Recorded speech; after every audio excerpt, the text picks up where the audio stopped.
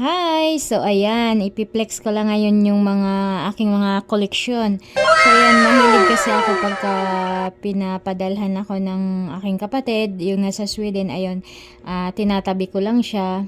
Tapos, yung iba dyan galing Sweden, yung iba naman galing Saudi. Ayan, may ganito ako. Dalawa pa yung ganito ko. Ayan, nakita nyo, selyado pa yan. So, ayan, nakita nyo pa yung aking pangalan. So, ito din, meron pa akong ganito. Tapos, ito naman, pabango. Ayan, kung mapapansin nyo, wala pa siyang bawas. Ayan siya. Galing ito sa Saudi. Tapos, ito naman, ayan, wala pa ring bawas. Ayan siya, galing din yan sa Saudi. Tapos, ito naman, ayan, may bawas na siyang konti. Kalahati lang. So, sa Saudi din galing yan. Ayan siya. So, ito yung galing Sweden. So, ayan. Ayan siya, galing din yan siyang Sweden. Ayan, maandyan yung aking pangalan. So, wala pa rin tong bawas. So, ayan, wala pa din siyang bawas. Ano na siya. Pero, ang bango niyan. Ayan, wala pa rin tong bawas. Wala pa rin siyang bawas. So, ayan, wala pa rin siyang bawas. Galing din to sa Sweden. May bawas na to kalahati. Yan, kalahati na lang yan siya. Ito, galing din tong Sweden. Ayan, kalahati na lang din yan. Tapos, ito, gustong gusto ko to.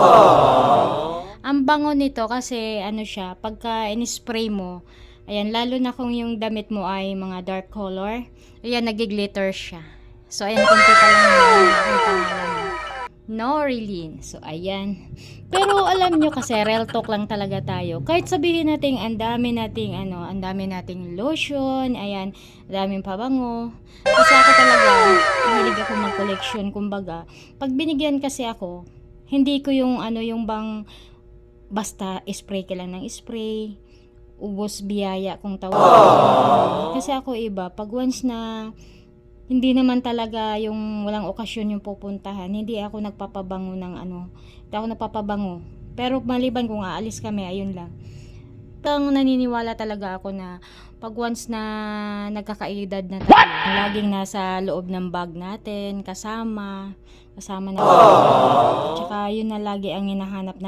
Sa kabila ng lahat ng yan, eto talaga yung yung laging nasa bag. Yan, the best talaga to. Ito talaga yung hanap-hanapin natin pag tayo na nagkakaedad.